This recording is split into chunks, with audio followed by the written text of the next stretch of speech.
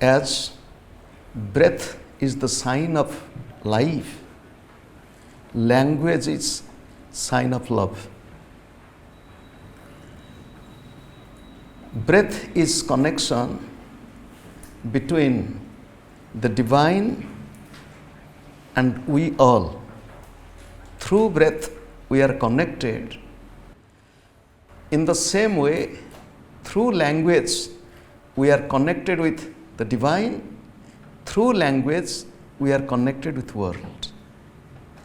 Language is the art of communication. Language can be verbal and language also can be silent. In the language of silence,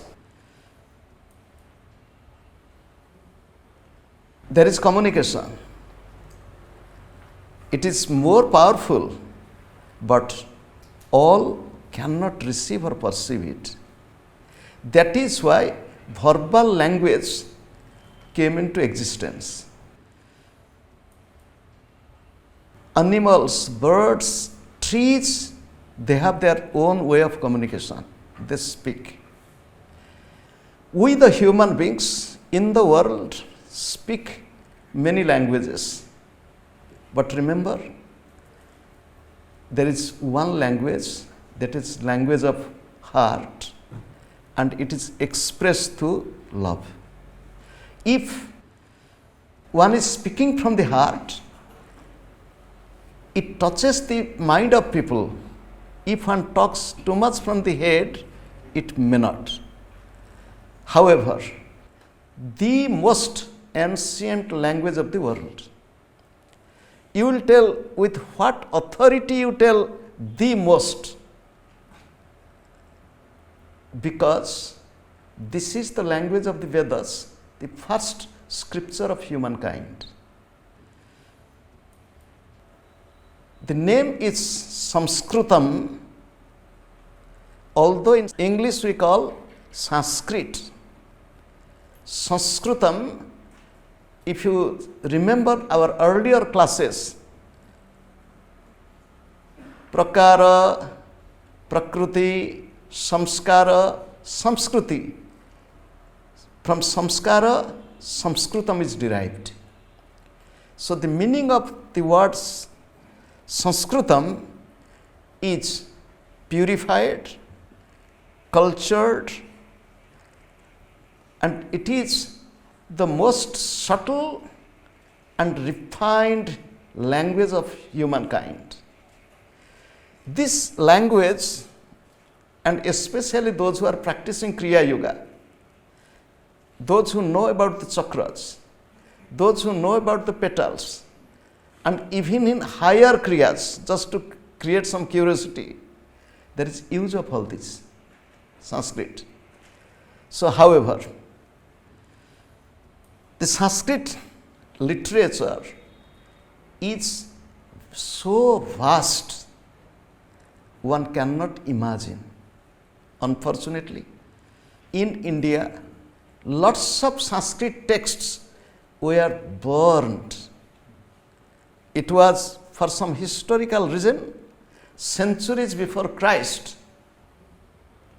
universities loaded with Sanskrit textbooks were burned. That was first. The second misfortune happened. It was during the Muslim rule.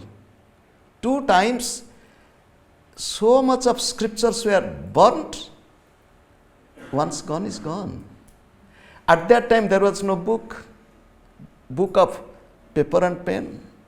There was no printing press. Books were written on palm leaves. Books were written on the bark of birch trees, bhurja patra. Books were written.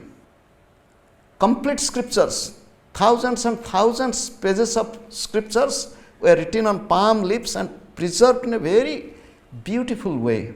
And that was the ancient time. But if you go before, Sanskritam, the language, it was a spoken language. It was not a written language, there was no script. Script was not used. That is why the Vedas in the beginning was taught by the teacher and memorized by the student by only listening, remembering, memorizing. The scriptures were transferred from the teacher to the student. That's why the other name of the Veda is Shruti, Shruti. Sanskritam, as I told you, it is very refined and perfected language. In course of our discussion, I will tell you why it is refined and perfected and why it is the unique language of the world. If you develop desire to learn this beautiful language, at the same time the most ancient language which is rich with the scriptures, and then to tell you the Sanskrit alphabet, the letters, syllables, Sanskrit words, they have a special vibration, although every sound is vibration. Sound is vibration. Every sound is vibration.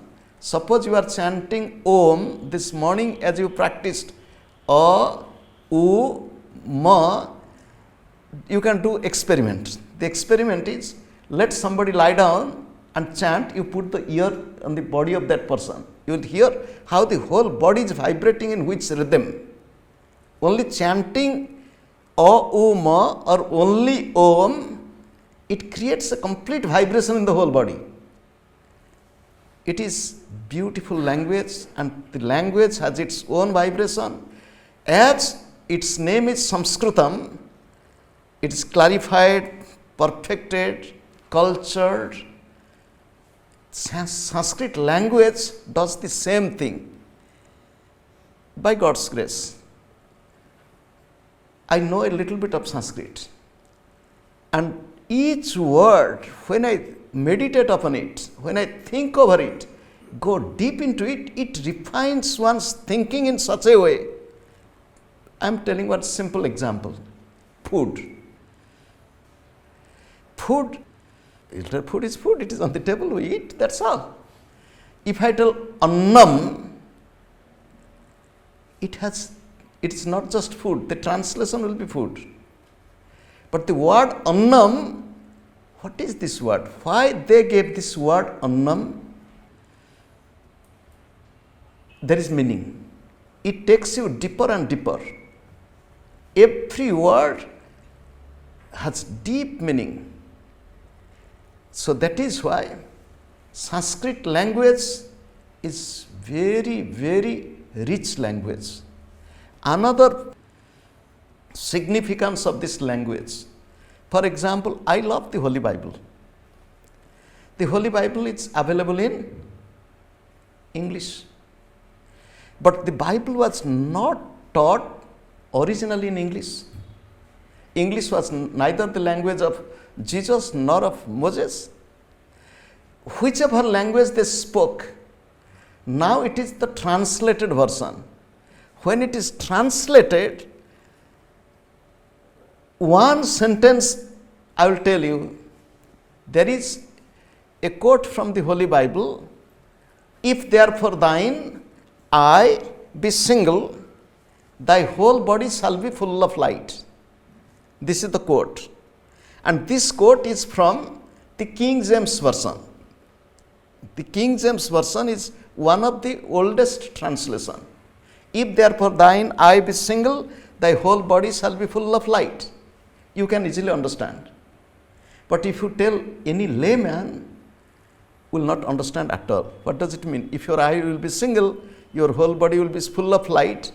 There are many other translations of the Holy Bible. If your eyes are good, if your eyes are healthy, if your eyes are sound, your whole body shall be full of light. I just quoted from 3 other translations. If your eyes are healthy, if your eyes are good, if your eyes are sound, your body will be full of light. It doesn't make any sense. All the texts, whatever available till now, although many we lost, and it is not loss for India, it is not loss of the Hindus, it is loss for humankind. Remember, any book of knowledge written in any language, although from modern point of view we give a copyright, we write copyright. For example, in our book you will find copyright, Prajnana Mission. Knowledge has no copyright. Knowledge is free. Knowledge goes from heart to heart, manifests in head, and it is for good of the humanity, good for the creation. So, most of the Sanskrit text, whatever available now, you can find as it is. Suppose Bhagavad Gita, you can find hundreds of explanations, hundreds of translations. There is variation, because one word can be translated in different ways. But one who knows the language and the traditional way of teaching in the past, everybody knew Sanskrit, and teacher was explaining in Sanskrit. Knowing Sanskrit and explaining the verse in Sanskrit, it was all. And once upon a time, Sanskrit was the spoken language of people. Especially during last 1000 years, it went into the hands of very limited people, few monks, few Brahmins. During British rule, few Europeans were interested to learn this language to translate, and it was used by many European translators. They studied, and nowadays Sanskrit is quite popular, and even in India.